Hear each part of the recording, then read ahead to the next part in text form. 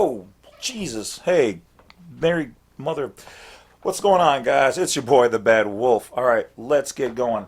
So this particular video is going to be about the International Bill of Exchange. Okay. Now, I've done other videos about this.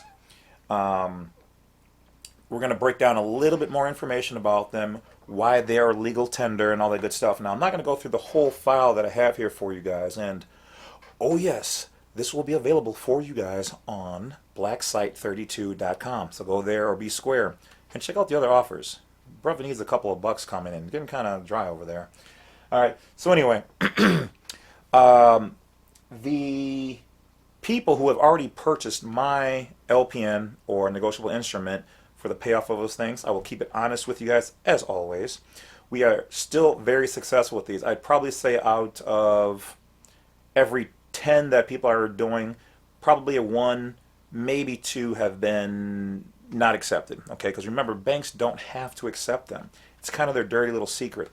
But you also have to know who to send them to, which department, and because you can't just walk into a bank or whatever else. Low-level functionaries don't know what this is. Third-party vendors, and whatever else, they don't know what these are. This is upper-level stuff. Okay.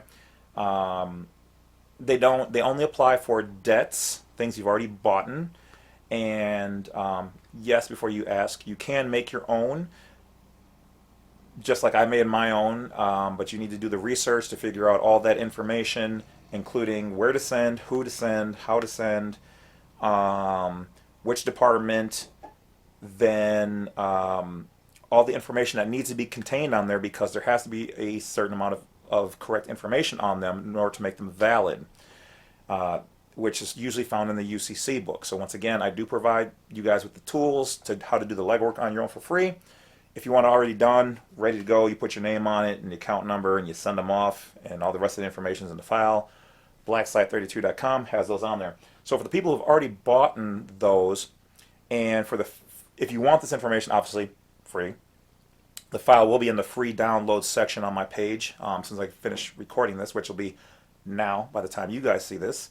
And for those people who have, the people have kept your, which does happen. Like I said, I keep everything honest. The very few people that this has happened to, this would be a good letter to send them after they have kept it and defaulted and didn't do the agreement, because they have entered into a private agreement when they have not returned it. That's what it says on there. If you fail to return this within either 7 or 15 days, then it is considered kept. That is the agreement, and you now have to perform these functions. So this will be a good letter for them or anybody else who has sent them off and maybe did send it to like a third party or whatever else, and they just were like, well, these are fictitious and we don't know what they are. Well, this breaks it all down right here, okay? But there's more to that. I'm gonna make another video on that, because there are ways of discharging it differently that I've known about, but I'm also working on right now. When you do these things, you want to be careful so that you don't cross any areas where they want to try to give you a hard time for doing something you shouldn't be doing. Everything that we're doing is legal, lawful, available. It's just you have to do the research. So anyway, I digress. Let us begin. So I'm not going to read the whole thing because I think it's like 15 pages, but okay, so it starts off with notice of memorandum of law, points and authorities in support of international bills of exchange. Those who constitute an association nationwide of private, unincorporated persons engaged in business of banking to issue notes against these obligations of the United States due them whose private property is at risk to collateralize the government's debt and currency by legal definitions, a national banking association. Such notes issued against these obligations of the United States to that part of the public debt due its principals and sureties are required by law to be accepted as legal tender. Love me tender, love me true. Sorry. Of payments for all debts, public and private. and are defined in law as obligations of the United States, on the same par and category with the Federal Reserve notes and other currencies and legal tender obligations. Booyakasha! As Michelangelo says on Teenage Mutant Ninja Turtles. All right. Item tendered for discharge of debt.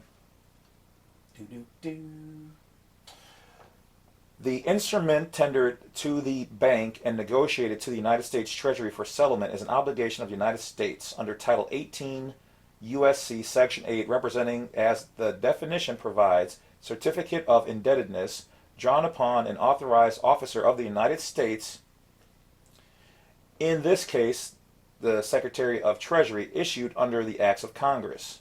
Public Law 73-10, HJR 192 of 1933, and Title 31 U.S.C. of 3123, and and 31 U.S.C. 5103.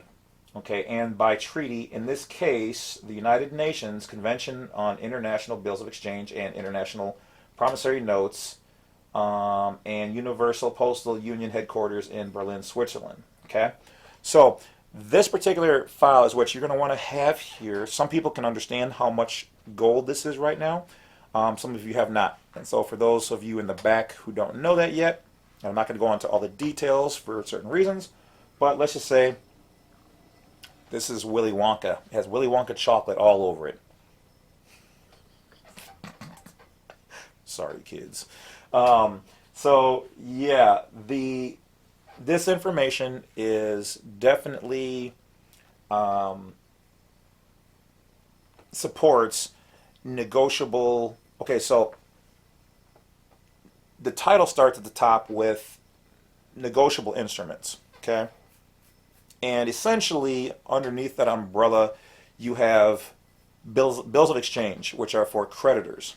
Okay, creditors, you're a secured party creditor. You've filed your UCC1 against yourself or somebody else or whatever. That shows internationally that you are a secured party creditor. Creditors can use bills of exchange. Now, the average person can and has gotten away with them, but if you want to be in proper standing, you really should do your filings first with your UCC1. And for those who don't know, a UCC3 is an addendum, meaning you forgot to add in something to your original file, because you can't edit that original file once it's done, but you can add to it. Okay. Next, you've got checks, and if you will, okay, so we'll just say checks. Checks are obviously you're drawing from one account to another account. It's a promise to pay. And according to the line, that looks like a signature. That's actually microprint, meaning you are the authorized agent assuming responsibility for that. For that check, there's ways to protect yourself, which I discussed in another video. So in short, try not to take checks from people you don't know if you possibly can. Okay, we even use checks really a whole lot these days. So on the other side, you've got an LPN, which is a promissory note. Okay, so when you say negotiable instrument, that can really mean any of those, but specifically we're talking about the negotiable instrument, or the promissory note rather. So that being said, that is for debts and debtors and things that you have already bought. Okay, so this backs up the fact that they are legal tender. So when you're doing these things, understand that the banks don't have to take them, but as I just read, they are supposed to. And by their own rules and statutes, if you will, laws, if they don't accept an offer to pay off the debt, it is supposed to be considered null and void. But to be honest, and here's the part where most people would have just been like, yeah, so go ahead, run out there and buy my negotiable instrument right now. Okay, which, I mean, if you want to, great. But here's the thing. We've already done these things. We've proven that they do work. I've used them. Countless other people have used them.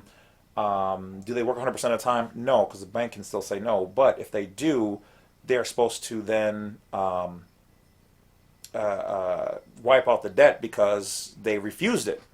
Now, certain people in the bank know that. Some don't. So they're just going to be like, oh, we didn't know. We weren't sure. Okay, but yeah. So that's where you need to have these things in place including the other codes where it says by law if you refuse a debt, which I think is under the Federal Consumer Protection Agency or the FRCA or something, one of those, that Federal Consumer Protection Agency, yeah, I think that's it, that if they refuse it, it's considered null and void. So that information I just gave you with that is what you guys are going to want to send if they happen to reject or keep or whatever your thing, followed up with an intent to litigate and right to cure, because then you can sue them. If you sent them a note for whatever to pay off that and they keep it, that's theft.